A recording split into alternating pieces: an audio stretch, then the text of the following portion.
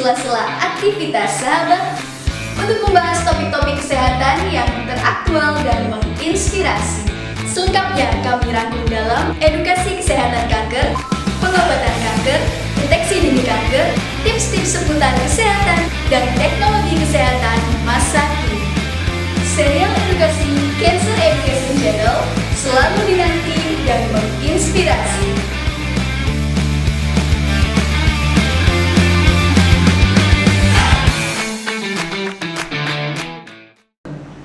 Assalamualaikum warahmatullahi wabarakatuh. Selamat pagi sahabat. Selamat datang dalam acara serial edukasi Cancer Education Channel edisi Sabtu 7 November 2020. Pada kesempatan kali ini topik yang akan kami bahas yaitu dampak psikis kecanduan gadget yang akan disampaikan oleh narasumber kami Dr. Anastasia Feni, dokter spesialis kejiwaan Rumah Sakit Onkologi Solo, dan dipandu oleh moderator Dr. Sela Safitri, dokter umum Rumah Sakit Onkologi Solo. Acara ini akan berlangsung selama 1 jam ke depan. Untuk itu sahabat semuanya, kami tunggu partisipasinya dan silahkan menyiapkan pertanyaan pada kolom komentar untuk dialog interaktif. Acara ini disiarkan langsung pada channel YouTube, Facebook, dan Instagram Live Rumah Sakit Onkologi Solo. Mari sahabat, langsung saja kita. Halo sahabat semua, selamat datang kembali di serial edukasi Cancer Educational Channel. Perkenalkan, saya Dr. Sheila yang berperan sebagai moderator diskusi kita pada hari ini. Kalau kita ngomongin tentang kehidupan sehari-hari, berbagai jenis gadget sudah menjadi bagian hidup kita, baik untuk berkomunikasi, mencari informasi, ataupun sekedar sebagai hiburan. Apalagi di masa pandemi seperti sekarang ini, di mana hampir seluruh pertemuan belajar mengajar maupun pekerjaan dilakukan secara daring atau online, sehingga screen time seseorang berada di depan gadget menjadi semakin lama. Sebenarnya apakah penggunaan gadget yang meningkat dapat menyebabkan kecanduan, dan apa efeknya terhadap penggunanya? Untuk membantu kita lebih mengenal tentang kecanduan gadget, di sini telah hadir seorang dokter spesialis kesehatan jiwa yang bertugas di Rumah Sakit Onkologi Solo, Dr. Anastasia Feni, SPKJ. Selamat pagi, dokter. Selamat pagi, dok. Terima kasih banyak dok sudah menyempatkan hadir di sini. Gimana dok kabarnya? Baik. Walaupun pandemi udah hampir setahun, tetap semangat ya dok ya? Harus Tetap semangat ya dok. Oke dok, untuk mempersingkat waktu, kita langsung masuk ke pertanyaan aja ya dok ya. Sebenarnya apa sih dok yang dimaksud dengan kecanduan gadget ini? Iya, dari kecanduan gadget, dari kecanduannya sendiri sekarang kan bukan hanya kecanduan dari zat aja ya. Jadi kecanduan itu ada dua ya. Jadi yang pertama disebabkan oleh zat, yang kedua adalah kecanduan perilaku. Nah, perilaku ini kalau zat kita sebagian orang mesti sudah pada tahu lah ya, dari narkoba seperti itu.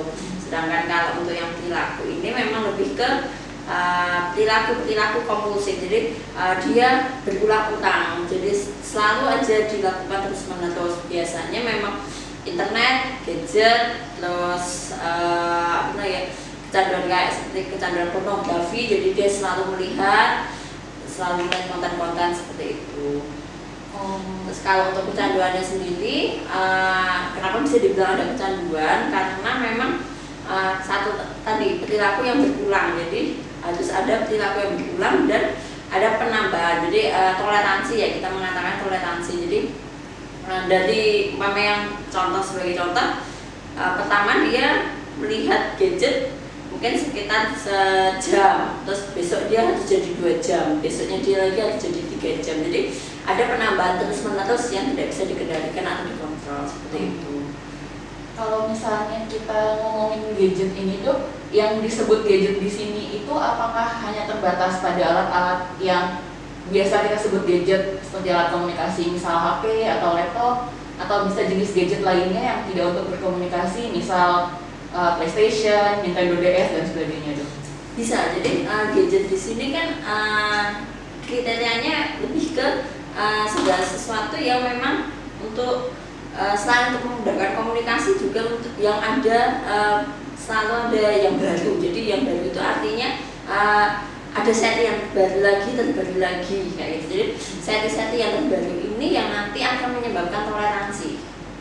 Jadi toleransinya gini. Jadi kalau yang pertama kita beli sudah puas dengan HP merek A dengan fitur-fitur yang sudah ada seperti itu. Nah, terus selang mungkin beberapa saat atau beberapa bulan lagi ada HP yang lebih bagus gitu. Jadi dia sudah tidak bisa mengendalikan keinginannya untuk tidak membeli HP itu. Jadi dia akan membeli lagi. Jadi supaya dia bisa menunjang keinginan, entah dia mungkin bermain sosial media, entah dia mungkin bermain game, atau dia lebih ke apa ya, kayak mengeksplor software yang baru kayak gitu. Jadi luas gadgetnya. Gadget berarti tidak harus seperti yang kita kenal sehari-hari, Ya, HP, laptop kayak gitu. Enggak, PS juga. PS kan ada setting-settingan terus kan. Oh gitu. Terus sebenarnya apakah kecanduan gadget ini merupakan salah satu bentuk dari gangguan mental? Iya, jadi kecanduan gadget itu memang sudah dimasukkan dalam gangguan mental. Dari DSM-5 kita kan kriteria diagnosisnya juga dari DSM-5 juga memang sudah disebutkan ya. Itu memang salah satunya kriterianya itu ada perilaku yang berlebihan. Jadi kayak gitu, jadi perilaku yang memang dia terus-menerus sampai melupakan kemampuan kebutuhan dasarnya. Yaitu yang kedua, dia ada perasaan withdrawal. Nah, perasaan withdrawal ini bisa kalau dia tidak bisa mengakses gadgetnya, mungkin mati lampu atau mungkin kuota habis yang kayak gitu, dia langsung akan ada perasaan kayak marah, emosi, jengkel seperti itu. Selain itu juga ada toleransi. Nah, toleransi yaitu tadi dia ada apa? Peningkatan yang terus-menerus yang tidak bisa dikendalikan. Nah, yang terakhir memang ada efek-efek yang merugikan. Nah, efek yang merugikan itu bisa dari fisik, bisa dari psikis.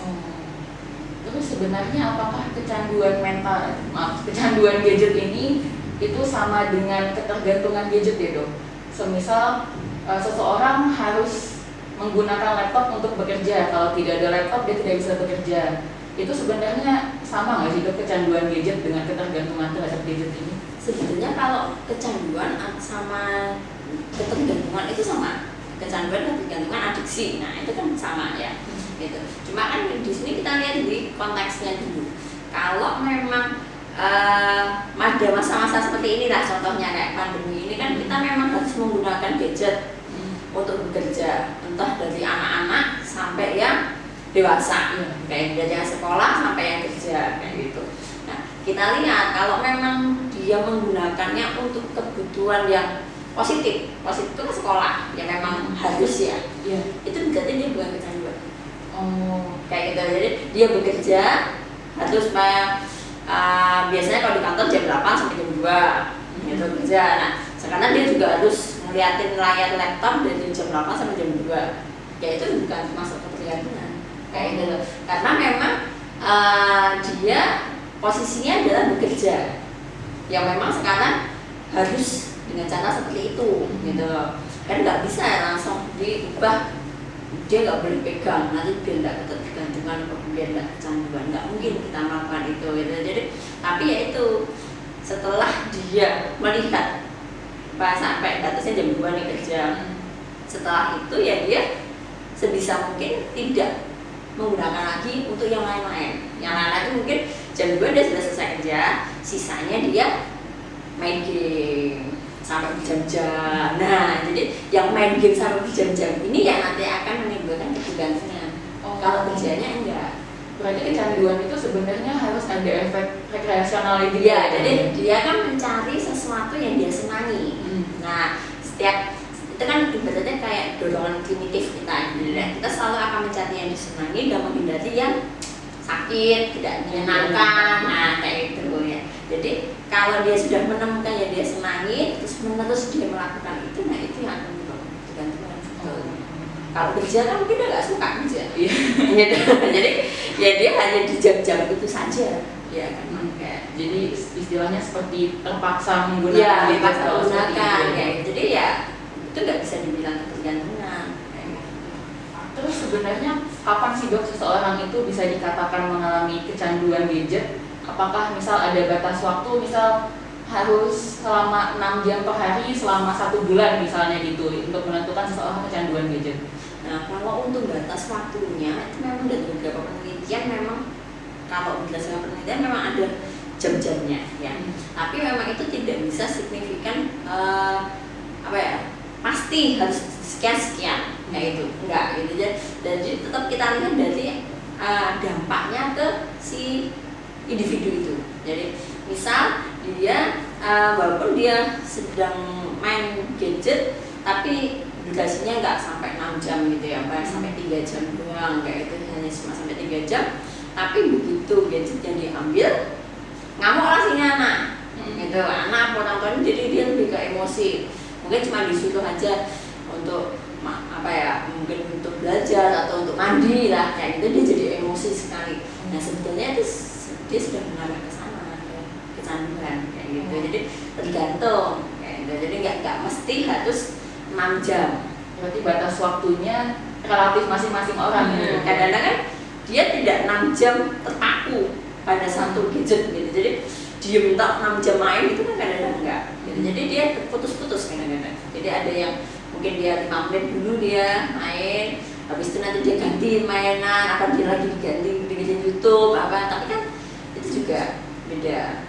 Nah gitu. Berarti harus ada efek atau daya sosialnya itu ya. Ya, daya sosial ini yang nanti makanya dia bisa dikategorikan dari dalam gangguan mental.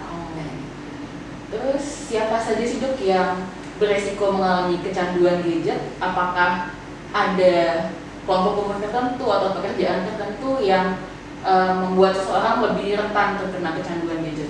Kalau untuk komunitas tertentu mungkin lebih ke usia ya. Jadi usia itu memang sih usia anak-anak sama dewasa muda itu yang paling rentan ya. Jadi kalau anak-anak biasanya dia karena tidak ada pengawasan dari orang tua kayak gitu.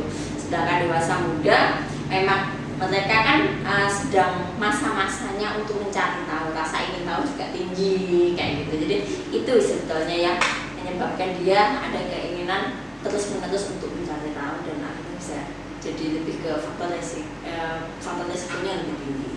Jadi terutama lebih ke anak, remaja dan dewasa muda ya.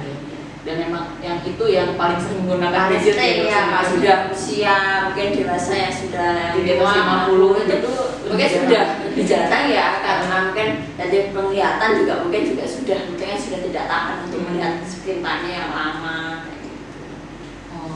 Oke dok, untuk sementara kita harus break dulu dok, ada yang mau lewat.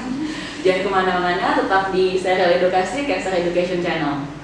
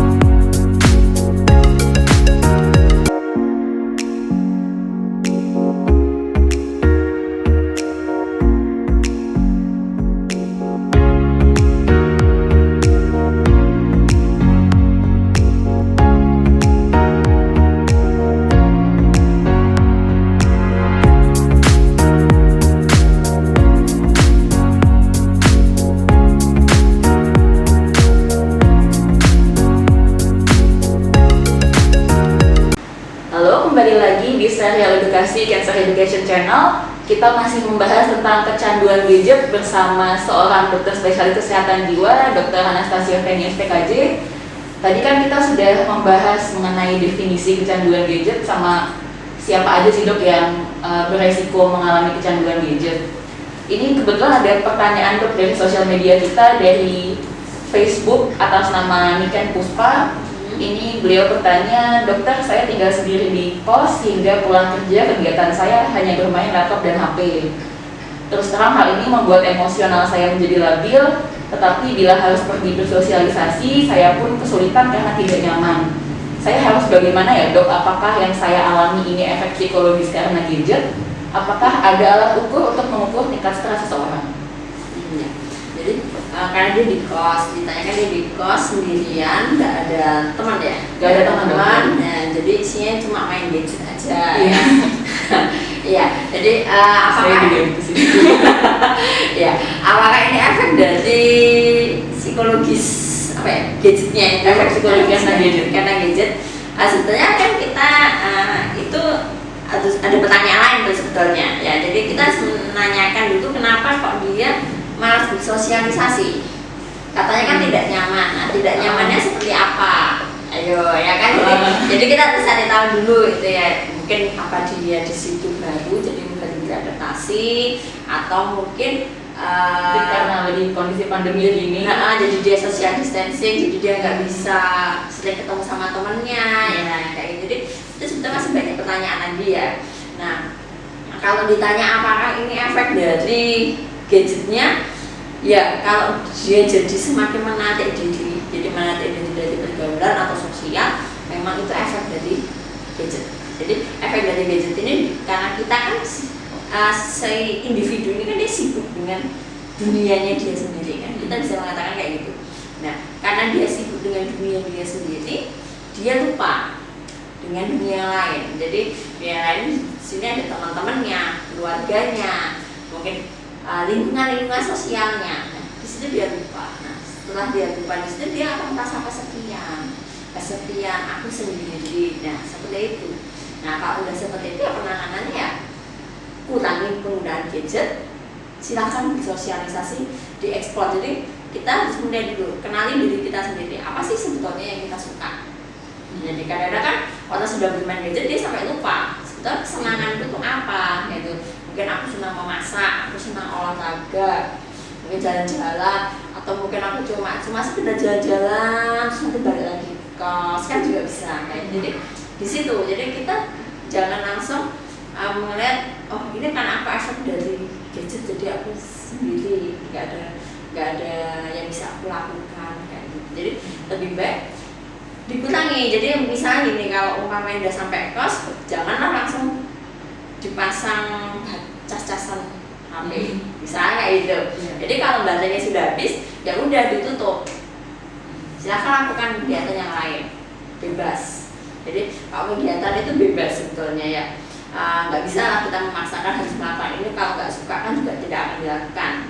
Itu sebabnya coba kenali diri sendiri dulu, cari apa yang jadi hobi dan kesenangannya, lakukan itu pokoknya kecuali gadget ya kan. Jadi Sebaiknya untuk penanya ini cari kesenangan selain gadget ya. iya, jadi dieksplor dulu apa gitu. Mungkin ada yang suka membaca kayak gitu kan, masih tetap boleh lah ya kalau kita ke toko buku untuk beli buku terus kita membaca kayak gitu. Atau kita suka masa yang ringan di kosan kan gitu, ya nggak apa-apa ya, itu nggak bagus kan.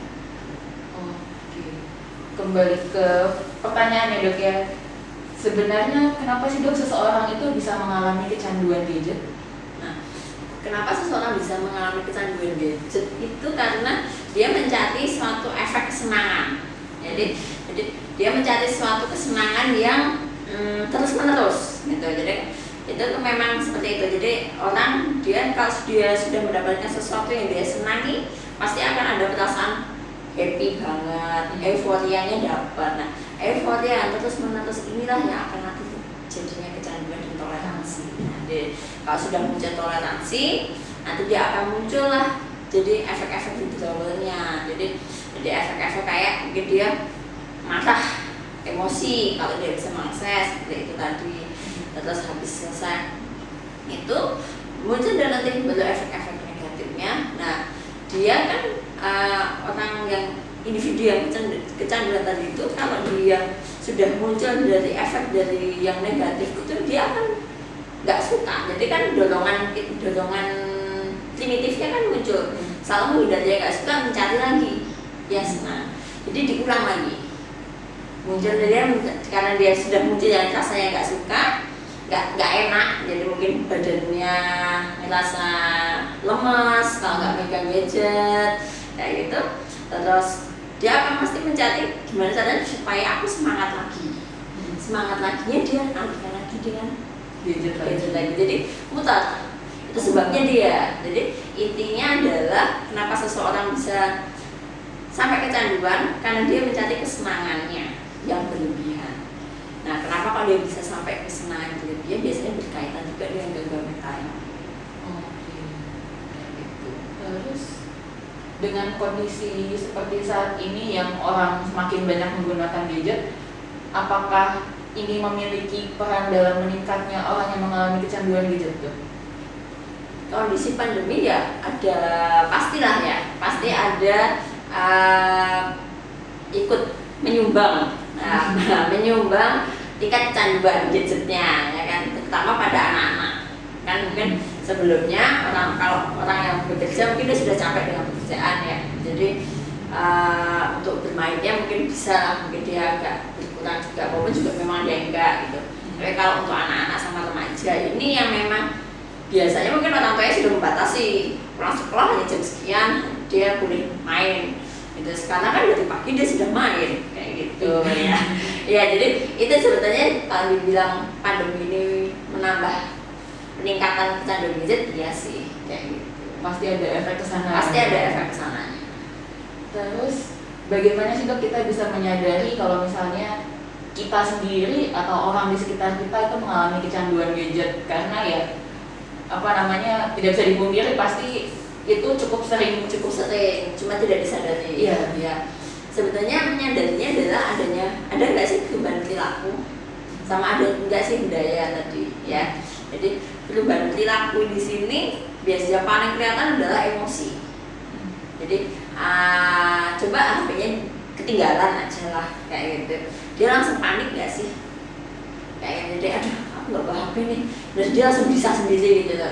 Padahal ya di kantor ya, kantor juga masih ada telepon kok, kalau ada apa-apa masih bisa telepon ya kayak gitu. Jadi terus atau minta tolong teman kalau butuh sesuatu itu juga masih ada. Jadi kalau sudah sampai ada perubahan perilaku yang benar-benar dia jadi gelisah, emosi, nah sebenarnya dia sudah ada tanda-tanda arah-arah mau ke sana kayak gitu.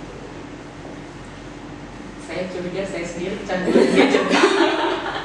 Langsung menilai diri sendiri. Iya. Terus sebenarnya apakah kecanduan gadget ini bisa berbahaya ya Dok? Efeknya tadi kan dokter bilang ada efek fisik, ada efek psikis. Mungkin bisa jelaskan Dok seperti apa efeknya? Kalau untuk efek fisiknya, satu dari yang paling kelihatan adalah mata, ya kan? Jadi dari mata keting, mata lelah, terus penglihatannya juga menurun. Jadi dari otot-otot mata kan dia pasti akan pakai terus lah istilahnya kan. Dia ngelihat terus gadgetnya, sekitarnya itu kan. Nah, itu satu jelas mata. Yang kedua adalah nyeri. Biasanya ada nyeri itu dari tangan, kan tangan posisinya mesti lebih banyak gini, kok. Jadi, nah biasanya ada nyeri di tangan, nyeri di leher itu juga. Terus kelainan-kelainan lainnya yang di fisik itu biasanya dari gangguan metabolik. Orang suka main gadget, dia temennya adalah ngemil dan tidak bergerak. Dia cuma diem main, entah main komputer, entah main HP, entah main PS, nah kayak gitu. Nah dengan ngemil kalau bergerak pun juga bisa membuat obesitas dan lain-lain kayak gitu. Jadi sebetulnya ada banyak sih ya kayak gitu. Terus yang selain itu mungkin dari psikisnya atau emosi. Terus penurunan fungsi kognitif kita mengatakannya, jadi dia jadi prestasi belajar juga menurun seperti itu. Terus setelah itu gangguan tidur, nah gangguan tidur juga ya, gangguan tidurnya waktu tidurnya dia pasti akan berkurang seperti itu. Terus yang lainnya juga dia tadi kecanduan gadget itu kan menyebabkan kesepian, rasanya sepi, dan dia jadinya bisa mengalami depresi. Terus cemas, ya, jadi kan kalau sampai nggak ada HP-nya dia mulai ada kecemasan. dia sudah menyadari kok nggak ada orang-orang di sekitarku gitu, jadi aku sepi, nggak ada yang nemenin kayak gitu, dia sudah semakin lama dia bisa mengalami depresi juga. Oh, berarti sebenarnya kecanduan gadget itu memang merupakan suatu gangguan mental sendiri yang bisa menyebabkan gangguan mental lainnya gitu. Ya, jadi dia memang berkaitan ya, jadi dia bisa menyebabkan dia sendiri juga yang memakai gadget ya, bisa juga sebetulnya dia sebelum memakai gadget cari pelampiasan. Oh, Jadi misalnya nih orangnya basicnya dia sudah ada depresi. Depresi kan memang lebih cenderung memperhatikan diri ya, jadi dia lebih banyak diam. Nah, terus biasanya dengan main HP, cari teman-teman yang virtual, jadi dia lebih senang berteman dengan sosial media seperti itu. Nah, jadi lama-lama semakin dia tidak mengenal dunia luarnya, dunia di lingkungan sekitarnya kayak gitu. oh berarti kecanduan gadget bukan hanya menyebabkan depresi dan cemas misalnya, tapi bisa juga Ya, jadi dia penyebabnya karena itu. Oke, Dok, sebentar kita mesti break lagi. Jangan kemana-mana, sahabat, tetap di Serial Edukasi Cancer Education Channel. Saat pandemi COVID-19 seperti sekarang ini membuat semua aktivitasku menjadi terbatas. Padahal banyak sekali agenda yang mengharuskan aku untuk keluar rumah, khususnya untuk pemeriksaan kesehatan. Tapi untungnya nih, rumah sakit tempatku biasa berobat memiliki program khusus namanya Halo Rumah Sakit Onkologi Solo, yaitu layanan telemedicine yang memudahkan pemeriksaan kesehatan yang dapat dilakukan dari rumah via online. Caranya pun cukup mudah. Pertama-tama kunjungi halaman website rsos.co.id. Setelah masuk pada halaman website, klik thumbnail Halo RS Onkologi Solo. Lalu lembar Google Form akan terbuka. Pada page pertama, scroll hingga bagian bawah, masukkan alamat email dan klik tombol next. Pada page kedua, pilih layanan konsultasi, kemudian klik tombol next. Setelah itu, kita akan masuk pada page ketiga. Baca dengan seksama alur layanan Halo RS Onkologi Solo, pahami dengan benar alurnya, lalu klik kolom ya. Setelah memahami dengan baik dan klik tombol next. Pada page keempat, isi semua identitas pasien secara lengkap, mulai dari apakah pernah berobat ke rumah sakit, pilihan poliklinik yang dituju, nama, tempat, dan tanggal lahir hingga dokter yang dipilih. Untuk rencana tanggal konsultasi dapat dilihat pada jadwal yang telah tersedia. Jangan lupa untuk mengupload data diri seperti KTP atau boleh juga menggunakan SIM. Klik tombol next, selanjutnya kita akan masuk pada page kelima. Klik tombol persetujuan umum atau general consent lalu submit. Rumah Sakit Onkologi Solo akan mengkonfirmasi terkait pendaftaran Anda untuk selanjutnya melakukan konsultasi telemedicine. Jadi Ibu, ini datanya sudah lengkap, sudah kami catat di medical record. Nanti resepnya kami kirim ke alamat Ibu. Demikian Ibu, selamat pagi. Cara yang cukup simpel untuk kita yang saat ini tidak bisa keluar rumah atau tidak memiliki waktu untuk datang ke rumah sakit. Dengan layanan Halo RS Onkologi Solo, saya jadi lebih mudah mendapatkan pelayanan medis. Terima kasih Rumah Sakit Onkologi Solo. Hospitable, easier, better.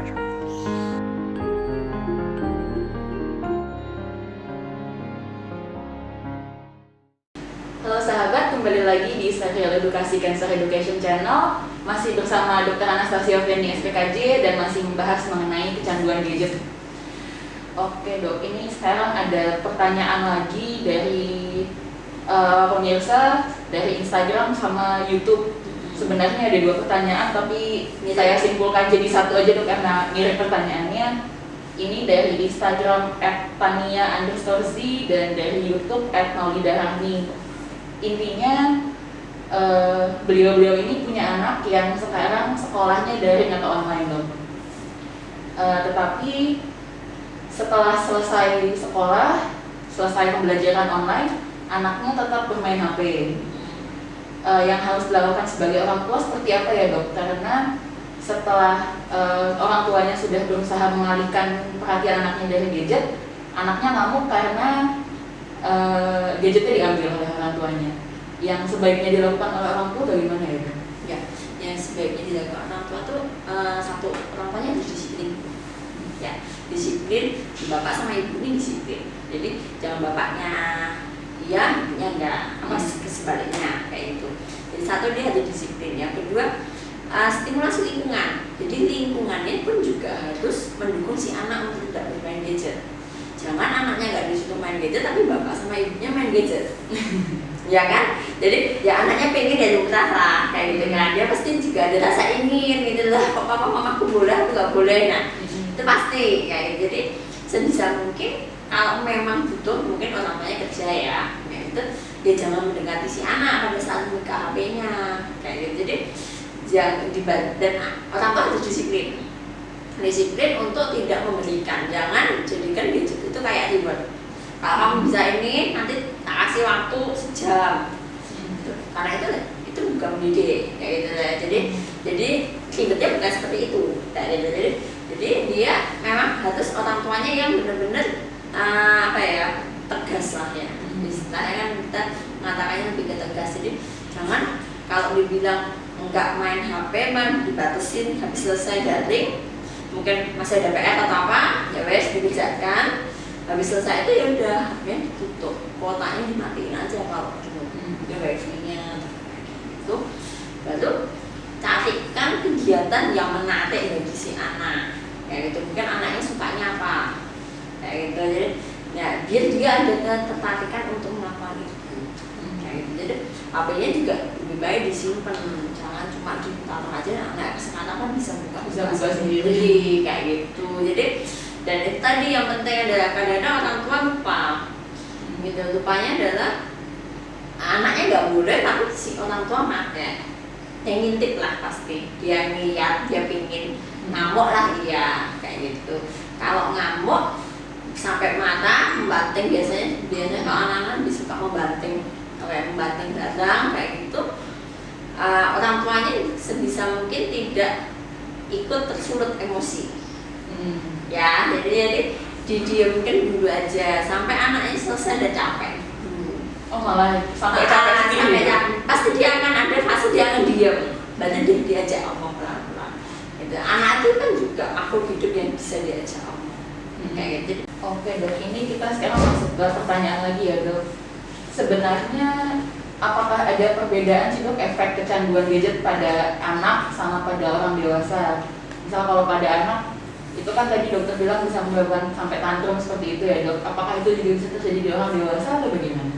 Ya kalau untuk perbedaannya sih, kalau perbedaan signifikan sih nggak ada ya. Jadi memang mirip lah mereka. Jadi kalau dewasa mungkin tantrumnya ya nggak mungkin sampai guling-guling, tapi dia membanting batang, melempar seperti itu. Jadi tantrumnya kan beda, cuma beda beda bentuknya aja, tapi sebetulnya sama gitu. Jadi lebih ke sama sih menurut saya. Jadi yang dewasa maupun yang anak-anak gitu. Mungkin kalau anak-anak karena dia cara pelampiasan dan pengungkapannya aja sih yang mungkin masih agak sulit ya. Itu sedangkan orang tua dewasa itu kan dia lebih sudah bisa melampiaskan keinginannya seperti apa.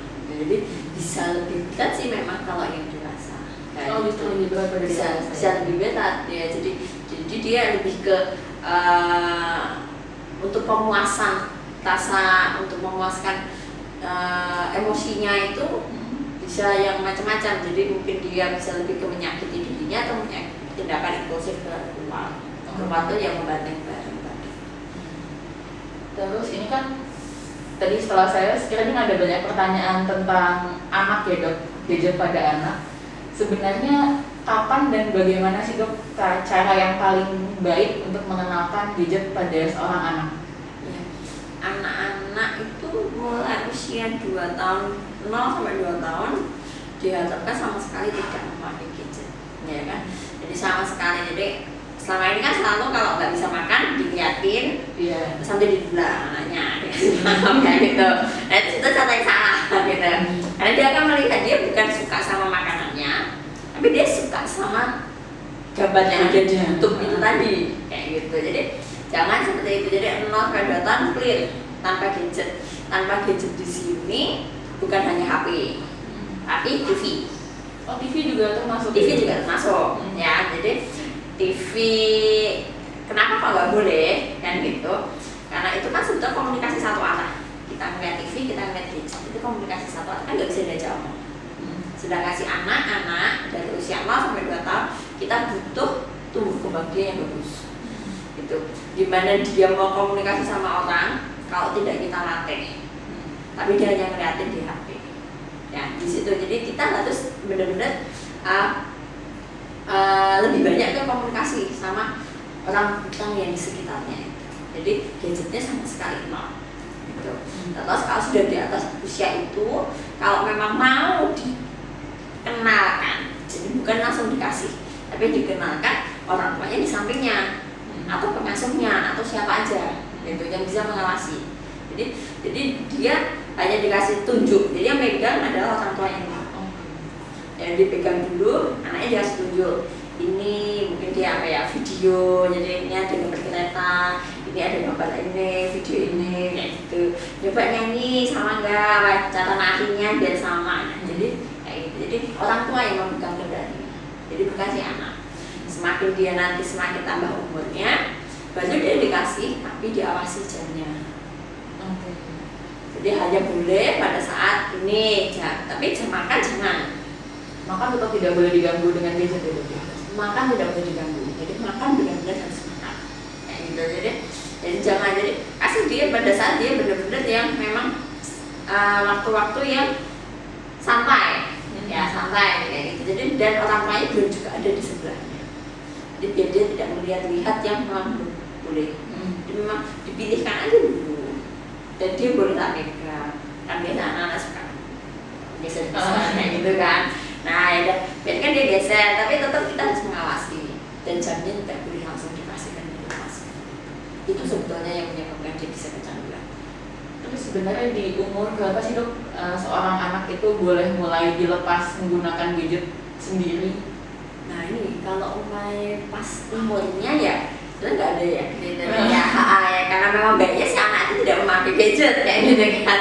Dan apalagi sekarang sekolahnya udah kayak gini, semakin apa tidak sesuai teori lah istilahnya kan kayak gitu. Jadi ya kita lebih ke pengawasannya aja sih. Gitu. Jadi bolehlah dia dikasih, tapi ya kalau masih SD SMP baiknya sih enggak ya kayak gitu. Jadi SD SMP itu kan benar-benar masih yang butuh pendampingan dari orang tua. Bukan berarti anak SMA tidak ya. Anak SMA kan dia sudah menuju memasuki tahap dia udah mau dekat dengan saudara, ya kan baik.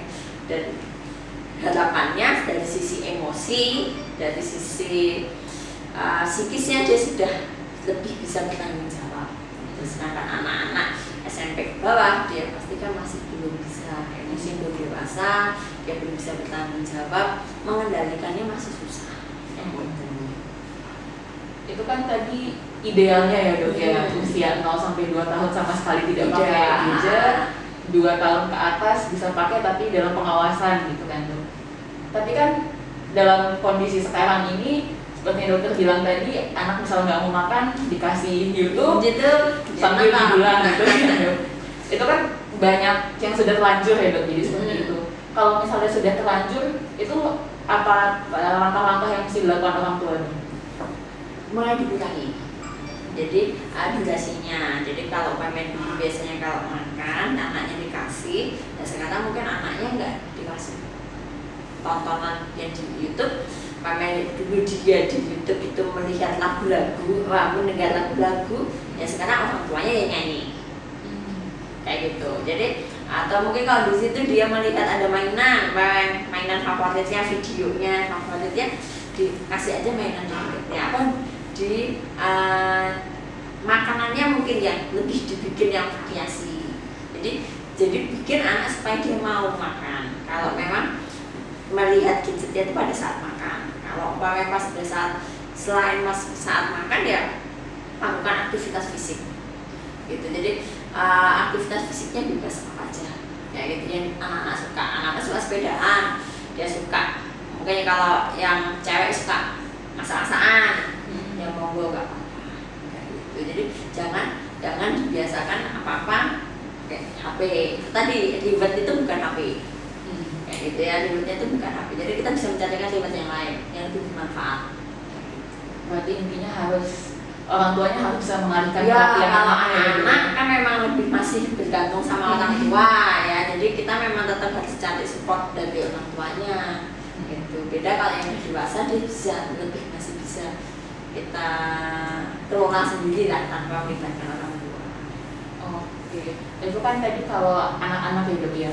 Kalau misal mulai remaja, dewasa gitu, bisa nggak sih dok seseorang yang sudah terlanjur kecanduan gadget ini mengatasi secara mandiri? Kalau mengatasi secara mandiri, kalau selama tarafnya masih ringan masih bisa, tapi melibatkan orang sekitar. Nah sekitar mungkin orang tua, terus sahabat, teman, kayak gitu. Jadi untuk selalu mengingatkan, jadi harus diingetin, jamnya sudah habis main HP, udah diingetin, ya, kayak gitu. Jadi lebih ke stimulasi lingkungan lah ya, kayak gitu. Tapi kalau umpamanya sudah sampai yang berat, ya penanganannya sudah beda. Kita bisa ada obat-obatan juga. Ada obat-obatan ini untuk mengendalikan keinginannya. Nah, jadi bekerjanya dia di otak untuk mengendalikan keinginan dia untuk melakukan hal yang sama berulang kali. Kayak gitu. Berarti kalau untuk secara mandiri tetap harus ada support lingkungan juga ya dok? Ya, support lingkungan itu besar. Kayak gitu. Karena kalau misalnya cuma mau usaha sendiri aja juga mungkin Iya. sulit membatasi untuk awal-awal. Mungkin si individu dia sudah nggak pakai HP, terus datanglah orang sebelahnya nunjukin, ada video lucu loh, dia lihat lagi dong, kayak gitu. Jadi terus dia ada keinginan lagi kan, gitu kan kasihan juga, gitu kan. Jadi lingkungannya pun juga Harus sesuai ya dok ya. Terus tadi kan dokter bilang itu yang masih ringan ya dok ya. Terus seperti apa sih dok kecanduan gadget yang membuat seseorang harus berkonsultasi dengan mungkin psikolog atau psikiater, itu kriterianya bagaimana? Kriterianya yang jelas yang tadi yang saya sebutkan di awal tadi ya, sesuai DSM-4, ada perilaku yang berulang, ada withdrawal, ada toleransi, dan ada efek yang merugikan. Nah, yang terlihat adalah biasanya datang ke psikiater atau ke psikolog kalau sudah muncul si efek yang merugikan ini. Nah, efek yang merugikan ini bisa dari tadi fisik maupun psikis. Nah, yang paling kelihatan adalah di psikisnya biasanya. Psikisnya itu emosinya dia nanti biasanya lebih enggak stabil dan ada penurunan. Dari penurunan kualitas hidup. Penurunan kualitas hidup ini mungkin kalau di sekolah, anak sekolah prestasi belajar menurun. Terus kalau di tempat kerja dia sering kena tegur. Kerjaan tidak beres, sudah tidak sesuai deadline, kayak gitu. Jadi sudah ada handaya kan. Nah, kalau sudah ada handaya ya berarti sudah masuk ke ranahnya bagian pengobatan ini, gitu. Entah dia nanti setelah dievaluasi membutuhkan terapi obat atau membutuhkan kayak psikoterapi atau konseling. Ada kok sebetulnya kuesioner, jadi kuesioner kayak internet addiction scale, terus smartphone, jadi memang sudah ada kriteria tentu nanti ini masuk yang mana seberapa besar. Dok, ini kita harus break iklan dulu yang terakhir ini dok. Setelah ini kita akan kembali lagi di serial edukasi Cancer Education Channel. Jangan kemana-mana.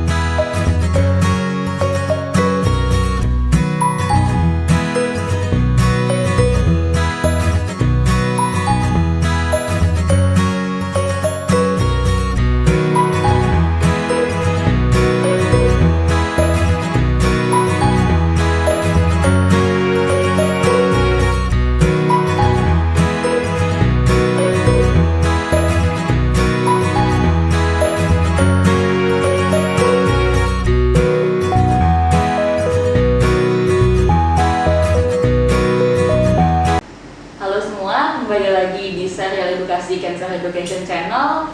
Masih bersama Dr. Anastasia Feni SPKJ, dan kita sudah sampai di sesi terakhir membahas tentang kecanduan gadget. Ini balik lagi ada pertanyaan lagi dok dari sosial media. Mungkin sebenarnya udah beberapa tersinggung sedikit-sedikit tadi di tanya jawab kita, tapi ini mungkin bisa diulang lagi ya dok ya. Yang pertama dari @ramlan77 di Instagram menanyakan apakah kecanduan gadget bisa menyebabkan anak menjadi antisosial. Antisosial ini yang dimaksud seperti apa dan bagaimana dok? Pertanyaan ini. Ya, menyebabkan antisosial. Namanya antisosial biasanya dia sudah tidak ada hubungan dengan dunia sekitarnya satu. Yang kedua, ada mola tindakan-tindakan impulsif dan tindakan-tindakan yang merugikan.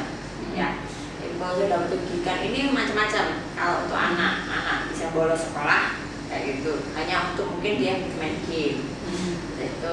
Terus atau dia marah-marah, kapasitas belajar menurun dan lebih ke membantah. Jadi kalau anak-anak lebihnya antisosialnya dia lebih ke membantah, terus dia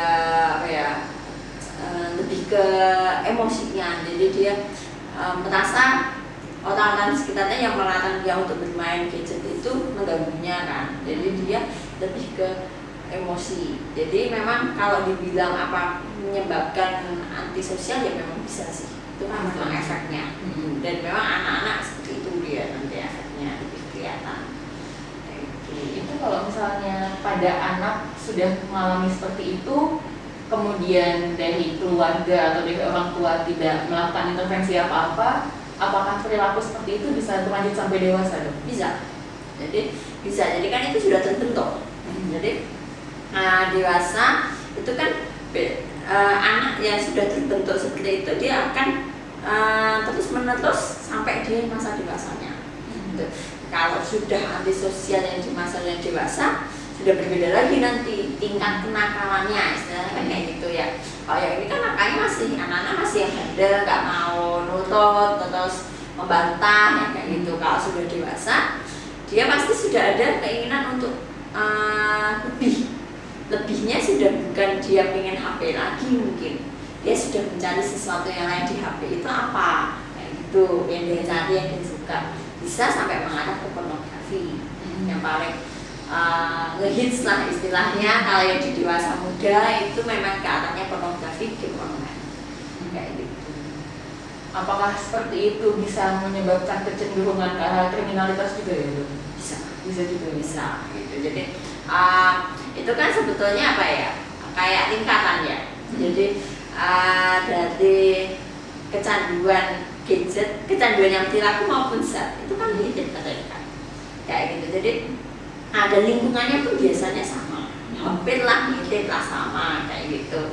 Nah kalau dibilang meningkatkan kriminalitas ya tadi itu ya pasti gitu. Kalau dia menginginkan suatu software yang baru tapi dia nggak ada uang, apa yang dia lakukan? Kan kayak gitu. Jadi ya pasti akan mencari entah dengan cara yang baik entah dengan cara yang buruk. Nah seperti itu. Jadi memang kalau dibilang ada kaitannya ya pasti ada kaitannya. Berarti anak-anak yang saat ini sudah mengalami kecanduan gadget itu sebaiknya diintervensi oleh orang tua ya, ya? Orang tuanya dulu coba untuk mengintervensi. Oke dok. Ini karena sudah di sesi terakhir, saya izin menyimpulkan ya dok ya tanya jawab kita pada hari ini. Yang pertama, kecanduan gadget itu termasuk gangguan mental yang bisa menyebabkan gangguan mental lain ataupun disebabkan karena gangguan mental sebelumnya. Yang kedua, semua orang itu bisa mengalami kecanduan gadget, tetapi memang ada kelompok usia tertentu yang lebih rentan, yaitu bisa biasanya pada usia anak, remaja dan dewasa muda. Lalu kecanduan gadget ini bisa menyebabkan berbagai macam efek baik dalam bentuk fisik maupun psikis. Psikis salah satunya bisa mengalami gangguan mental tadi ya dok ya. Terus kalau misal masih dalam taraf yang cenderung ringan, ini sebenarnya kecanduan mental bisa ditangani secara mandiri asal support lingkungan mendukung dengan cara saling mengingatkan dan sebagainya. Tapi kalau misalnya sudah sampai mengalami kendala sosial atau misal mengalami penurunan kualitas hidup dan lain sebagainya, itu disarankan untuk berkonsultasi dengan psikolog atau psikiater karena kemungkinan membutuhkan pendekatan terapi yang berbeda, nggak bisa cuma saling mengingatkan gitu ya dok ya. Mungkin bisa dengan obat maupun dengan psikoterapi. Oke dok, satu pertanyaan terakhir nih dok. Menurut dokter bagaimana cara kita sebaiknya menyikapi sosial media dan penggunaan gadget yang meningkat terutama di masa pandemi ini? Jadi gimana tips and triknya gitu dok? Tips and triknya ya, menggunakan sosial media ya, kita gunakan sosial media dengan cara yang bijak. Tujuannya adalah untuk sesuatu yang positif kayak gitu. Jadi tidak semuanya diungkapkan di sosial media. Ya itu dulu. Jadi kan sekarang kan memang sih kita sedang social distancing, nggak bisa ketemu sama teman, nggak bisa curhat, tapi bukan berarti kita curhat di sosial media. Seperti itu ya. Jadi lebih ke gunakan saja sosial media itu untuk sesuatu yang bijak, mungkin ya edukasi kayak gini kan, kita edukasi dengan menggunakan sosial media itu juga masih bisa bagus, nggak apa-apa. Tapi kalau memang sudah untuk urusan pribadi sudah tidak, terus batasi juga. Kita harus tahu apa yang bisa kita upload di sosial media dan apa yang tidak bisa kita upload di sosial media. Gitu. Dan untuk anak-anak sama remaja, mungkin orang tuanya juga ikut memfollow atau mengikuti sosial media si anak Supaya bisa mengawasi ya. Iya, jadi orang tuanya nggak perlu lah komen-komen mungkin ya, nanti anaknya malu gitu di komen sama bapak sama ibunya gitu. Tapi orang tuanya kan tahu anak ini sudah paham belum sih menggunakan sosial media yang baik. Oke dok. Oke dok, terima kasih banyak ya dok sudah bersedia hadir dan berbagi informasi bersama kita mengenai kecanduan gadget. Semoga ilmu yang baru ini bisa bermanfaat buat kita semua ya dok ya. Amin, terima kasih. Untuk sahabat semua yang sudah mengirimkan pertanyaan atau misal baru kepikiran pertanyaan baru, itu bisa tetap memberikan pertanyaannya ke sosial media kita. Nanti kita akan membahas di sesi khusus tanya jawab. Oke, terima kasih untuk sahabat semua yang sudah menonton serial edukasi Cancer Education Channel ini selama 1 jam ke belakang. Saya Dr. Sheila selaku moderator dan mewakili seluruh staf yang bertugas mengucapkan terima kasih atas perhatiannya dan mohon maaf apabila ada kata-kata yang tidak berkenan. Sampai ketemu di serial edukasi Cancer Education Channel selanjutnya. Demikian sahabat, telah kita saksikan bersama serial edukasi dengan topik dampak psikis kecanduan gadget. Semoga memberikan manfaat dan membuat kita sadar akan pentingnya melakukan pencegahan, karena gaya hidup yang sehat langkah awal untuk hidup yang lebih baik. Terima kasih sudah menyaksikan dan berpartisipasi selama acara berlangsung. Dan untuk pertanyaan-pertanyaan yang belum terjawab, akan kami tampung dan kami jawab satu persatu pada sesi khusus. Bagi sahabat yang belum berkesempatan menyaksikan live streaming ini, akan kami repost pada channel YouTube Rumah Sakit Onkologi Solo dan Cancer Education Channel. Jangan lupa untuk selalu mendukung channel kami dengan memberikan like, share, komen, dan subscribe, karena dukungan sahabat sangat berarti bagi kami. Kami segenap kru yang bertugas mohon undur diri dan sampai bertemu pada episode berikutnya. Serial edukasi Cancer Education Channel selalu dinanti dan menginspirasi. Wassalamualaikum warahmatullahi wabarakatuh. Serial edukasi Cancer Education Channel hadir di sela-sela aktivitas sahabat untuk membahas topik-topik kesehatan yang teraktual dan menginspirasi. Selengkapnya kami rangkum dalam edukasi kesehatan kanker, pengobatan kanker, deteksi dini kanker, tips-tips seputar kesehatan, dan teknologi kesehatan masa kini. Serial edukasi Cancer Education Channel selalu dinanti dan menginspirasi.